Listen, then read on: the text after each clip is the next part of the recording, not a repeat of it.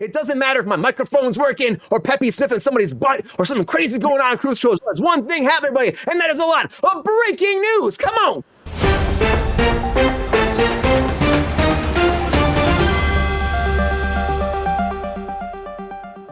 All right, everybody. The very first thing I'll talk about is 28 years later. That's right. And this is interesting because 28 days later, when they actually first started this franchise, they used a camera that nobody ever was using on set before to just revolutionize what they're doing. It was a Canon XL1. But now for 28 years later, they shot the whole film on an iPhone 15 Pro Max. That's freaking nuts. And the thing is, like, it came down to they want to do something monumental, something different, and so that's why they came down and made this happen. Will it be good? I don't know, but they're trying to do something different, trying to change the way that film's done, and I hope it looks great. I know iPhone's really been pushing this for film, so maybe it'll be great, but I really hope that when Transformers comes back, in the storyline, it's 28 years later because Transformers 1 is out, everybody. And if you're going to move forward from that one, please just give me a big break in the timeline so we have like this big battle going on Cybertron with Megatron and Optimus Prime fighting each other because that's what I want. But the new movie is out now and it is doing very well. They're looking at like 30 million,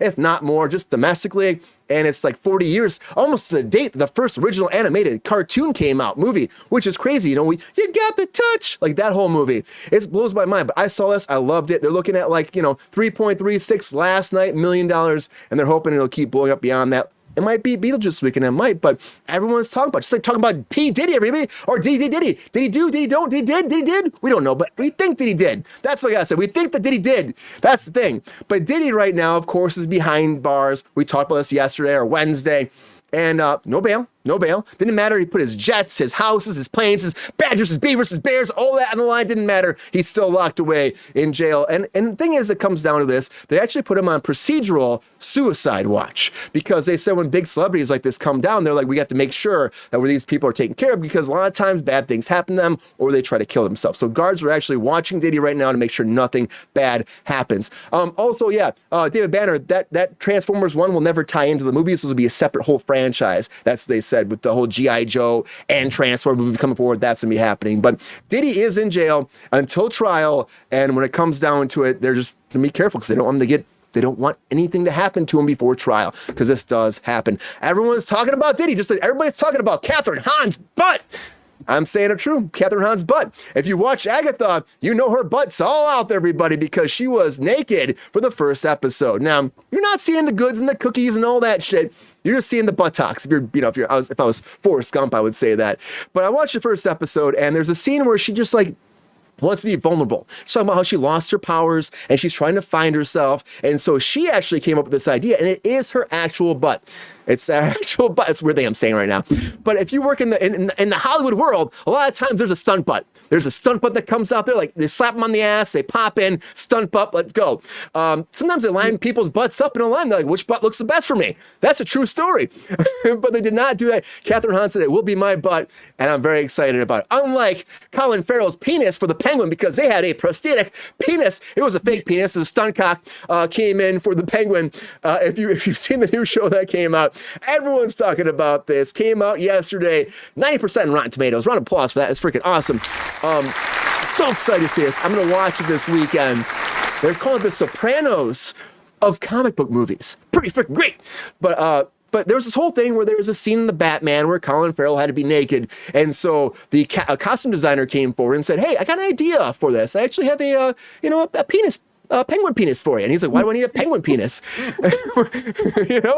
Why is there a butt conversation and a penis conversation in the news today? That's all I gotta say. But anyways, so Mike Marino came up with the penguin penis, which has a beak for the tip. I don't know. This is getting deep, guys. Getting deep.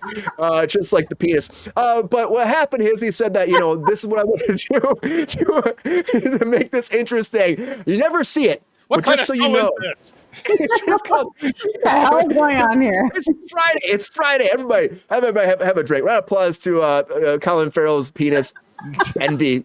the penguin. I don't know what that is. I need to take a drink on that one, but Just the tip or the big. just the tip of that. But he's a good villain. He's a great villain, everybody. I'm so excited to see where this goes. But another villain coming forward is, again, American Horror Stories spin-off. American Crime Stories Season 3 has been announced with Charlie Hunnam leading the pack to play Edward Gein. Now, this is a guy that in the 50s, he killed multiple women, and then he actually wore their skin. Now, American Horror Story has been always gruesome and gross and grotesque and all that. And of course, they just announced that the Menendez story is coming out. We saw the trailer, all that's happening. Like season 3, it was a surprise. And Ryan Murphy came out and said, okay, the guys, I'm going to tell her now, we already got him attached to this, and we're going to do this story of Edward Gein. Now, he's not as big of a serial killer, but pretty well known. But I'm interested to see where they go with this. It's very early news. I hope it's good, and I like him as a character, so I hope it's going to be fantastic. But Ryan Murphy can't just do horror stories. He's also doing American Love Story. Yeah, American Love Story, because Ryan Murphy can love too, everybody. He can love too. What's up, Davix? Good to see you. Horror American. There's so much weird conversations tonight. But breaking news, everybody, breaking news. But yeah, this is going to be a love story. Now, this was announced like years ago. We talked about one of the first topics on cruise control. But it was on the back burner because he's too busy doing crime stories, sports story, so many stories. We're finally getting to the love story. That'll be about John F. Kennedy Jr. and Caroline Bessette. Now what happened with them a long time ago, they crashed their plane and they died in that plane crash. And that was a big, big sad time for a lot of people, America, unless you're, people out there think he's still alive. That's a conspiracy theory out there. I don't know if I believe that, guys. I think he's gone. But American Horror Story love story will touch on their romance, what they did to politics, and what they brought together, and of course, their tragic death. And I'm excited to see how that works. But I'm more excited about Superman, everybody, because Superman's at 100% at Rotten Tomatoes. And go, yeah, Christopher Reeves. I'm so happy for you. What's up, Jonathan? Good to see you. I'm so happy for Christopher Reeves because, again, he's been gone for a long time, but this story, this documentary about his life looks fantastic. We watched the trailer before one of our guests was here for his very first time. We'll talk about that tonight. But I was so excited to see 100% people are raving about this, and I know it's going to be fantastic, and people love it. Unlike, of course, Chester Bennington's mom is not happy about Linkin Park coming back together, guys, because she was told that they would be telling her if it would happen. She was supposed to be informed and have a conversation if they ever came back, but this did not happen. The band did not come to her, say anything, not at all. And she's pissed. She's super pissed. She went on the Rolling Stone and she was talking about this. She said she found out on Google, that Emily Armstrong had joined the band.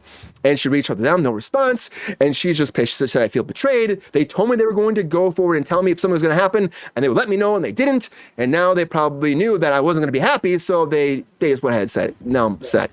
That JFK thing was quite the experience. Pilot, you're right, Edward. Good to see you, Edward. Great to see you.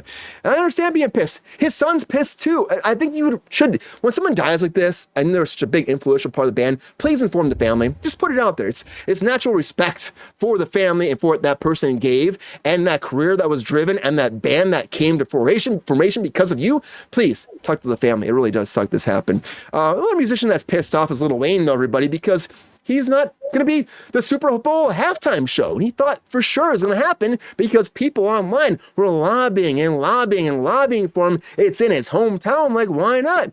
And of course, Jay-Z, who was behind the whole Super Bowl halftime show, chose Lamar. And because he chose Lamar, it's like he was pissed. I mean, he was upset. I would say that Lil Wayne was upset. He had to be upset because he expected this. But it comes down to when you have a producer from Rock Nation, Jay-Z, choosing it, you can't just expect the fans to make the casting or the booking. It doesn't come down to that. It comes down to the actual booker.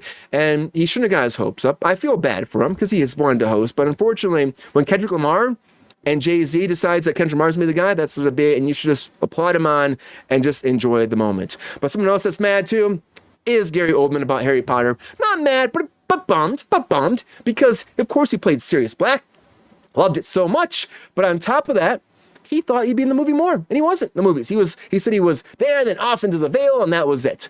And now the new series is coming, which again, a lot of characters got fucking pushed to the side of the movies. You only have so much time in those movies, but now with the new series, having one book per season, more time, and Gary Oldman says, let me play Dumbledore, which I would love to see that. Why not? It's a good nod to the family, or the family of the original crew family, the original cast. It's a good nod. Bring these people back in some other form. It'd be fun. And Gary Oldman is a friend of the fucking show. I love Gary. I worked with him on Mank. He was a fucking phenomenal human being. I stood in for him. I did all of his voiceover stuff for the camera, for the phone call stuff. Great human being. I'm so happy for him. I would love to see him be my Dumbledore. But a lot of breaking news, everybody. A lot of breaking news. Yo, player, if you enjoyed this video, please like and subscribe and hit the bell to be notified when we are live. And if you are able to join our Patreon, please join. Cause the Pepestar needs more snickety snacks. Cause I'm hungry. Holla back. Love y'all.